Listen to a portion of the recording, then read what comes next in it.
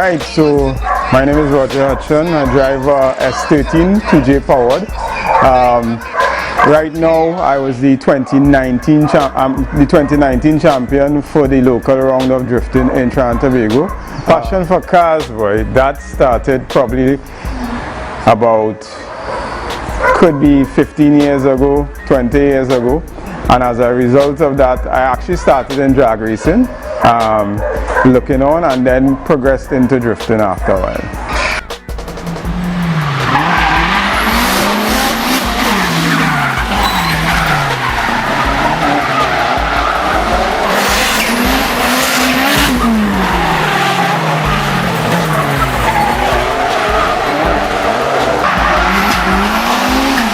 The current car was a S13. Actually, when I bought it, it had a RB25. Unfortunately, it's not really an RB guy, so you know you'll get some flack for that, but I'm willing to take it. But it came with a RB25. I took that out and I built a SR20 for it. Light mods, the car was just about 250 horsepower. And it was in drag and wine, just competitive, and then I decided to slide it after a while. Of course, the main encouragement for drifting was Kerry Phillip.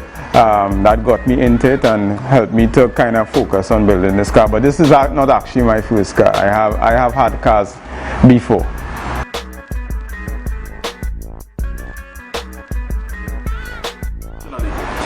I would say from a professional perspective, we've taken it up a notch in the last, I would say, 6 or 7 years.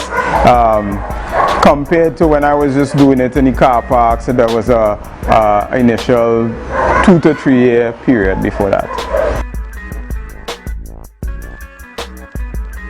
Right, so it's a 2JZ powered S13 chassis, single turbo conversion. The engine is built by Boost Factory. We have a Garrett Turbo GT35R.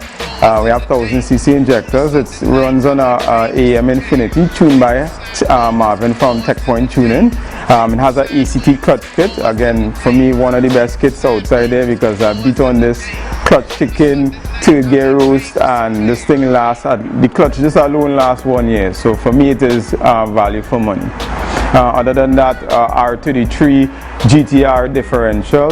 It's on O-Links coilovers, and it has a local kit called Ghost Fab. Actually, my partner Jamal, he actually designed the kit, and that is what I run right now.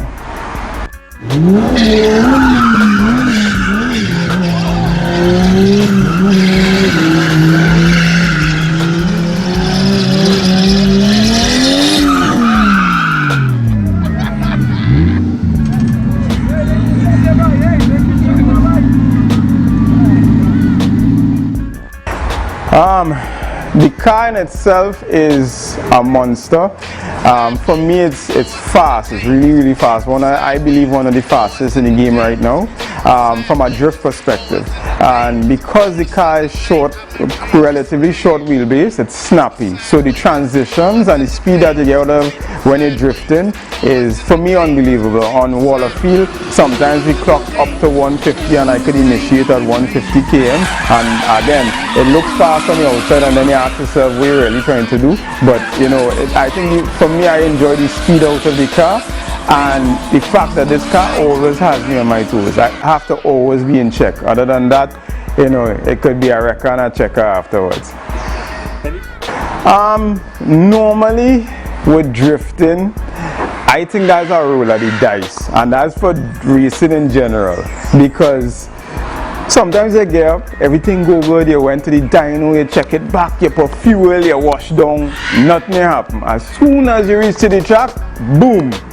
Worst case scenario, hose leaking and something you can't find quickly, so you had to go and send for it and run and hustle and this, that and the other. I had a clutch issue on the track at one point in time. We had to take down the whole gearbox and put it back up, and that was after a phenomenal week. The car working good, it tests on the dyno, no issues. I had issues where I had problems whole week, want to pull out my hair and boom, go onto the track, car get no problems. I think that's the car God's telling you, hey, we in control, not you. Well, lucky for me, the one of the guys that pushes me, I think the hardest, is my best friend, Devon. So he locally, I mean, I have it at my leisure, but yes, he's somebody that I enjoy tandeming with. If I had to do it internationally, it would either be, I have another friend, Sean Adriano. He's also a really good Pro 2 driver. Or the guy that visited here before, Ken Gushi, is also a really good driver as well. So I started in drag racing, and drag racing for me, it started off because everybody was just putting relatively stock engines with light modifications in their cars, and it was going well, and then it started to become a money game. So in order to go fast, you had to spend a lot of money, in my opinion. When it came down to drifting, it was something that you could have $1 million car, and if you can't drive it, well, you really can't drive it. So it was more skill based, and you've seen it now as fellas, regardless of what they build, they have to get their skills up to pace. Drifting is something that you have to grow into it. It's just like walking, so you will stumble. That's why I encourage a lot of drivers to use Waterfield. Other than that, is a free open space. It allows you as a driver to hone in your skills over a period of time without having to always be concerned with whether it be on the street or in a car park or whatever the case may be. You could focus on it, and then you're driving with some of the best outside there, or at least locally, so it allows you to bring your game up easy over a period of time. So that is what I would suggest. I would like to see a lot more camaraderie, and I mean, this is I believe a national appeal to all the drifters out there in Trinidad and Tobago. In order to make this work, and I am saying Trinidad and Tobago because Tobago has a lot of talented drivers, we really need to exercise just like you do in a gym in one spot, or as a team, because that's the only way you learn from one another. If you stay in your yard and you do your thing, when it comes down to competition and battle, because at the end of the day, drifting is fun, but you always want to have some sort of competition to kind of hone your skills and push yourself as much as you can in a competition setting. It's still fun, but it's competitive fun.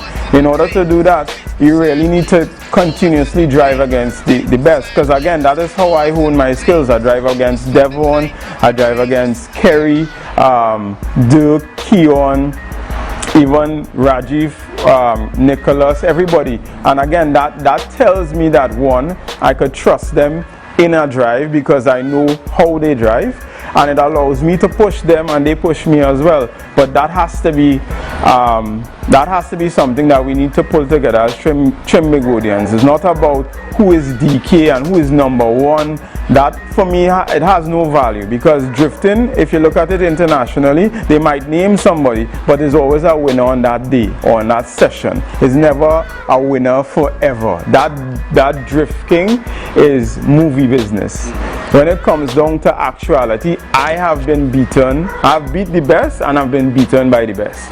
And I've been beaten by people. I'll give you an example. Nicholas Ramlochan, he's up and coming, real solid driver, and he handed it to me, I think at round 4 of last year, and that was just how it is. It had no ifs, ands or buts. He did deliver it. I lost to Rajiv actually in Tobago.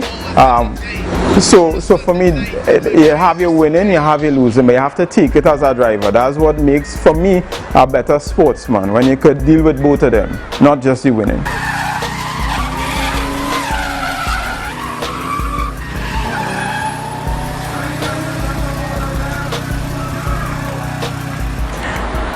Well, other than not getting COVID,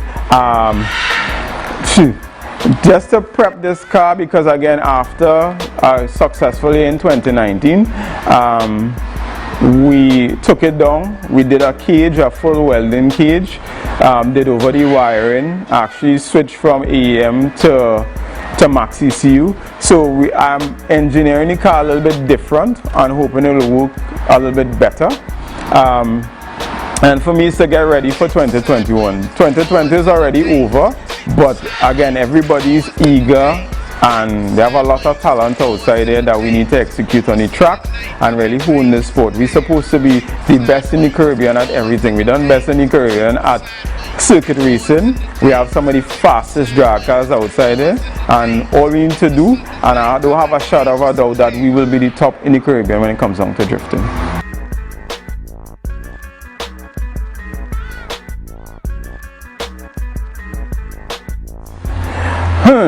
Well, I have a street car coming. I actually did a vlog on it probably like, to tell you how worthless I am, probably like 2 years ago. That to tell you how long the car parked down there. And I recently, just before COVID, decided that I have to finish this street car project, and focused on it for about the last 2 months, and it's almost ready to wire and start. So you'll see that. Real neat project. It's a car that I had before that was resting down for a little while. And it's ready to go now, so that will be up and coming. Look out for it on the Drift Shenanigans vlog as well. And again, also look out for the dyno sessions, because we're just about finished with the engine for my drift car, my competition car. So we want to take it over to the dyno and see what it delivers in terms of power.